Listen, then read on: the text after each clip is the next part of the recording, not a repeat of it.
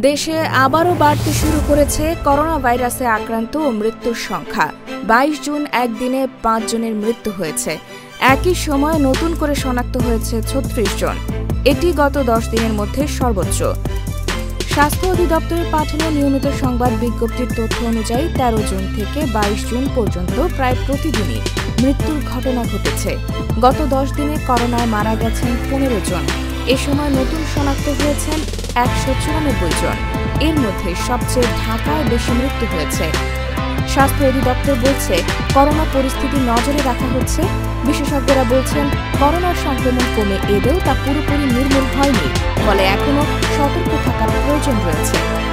২০২০ সালের ৮ মার্চ দেশে প্রথম করোনা ভাইরাসে আক্রান্ত রোগী শনাক্ত হয়। এরপর ৮ মার্চ করোনায় প্রথম একজনের মৃত্যু হয়।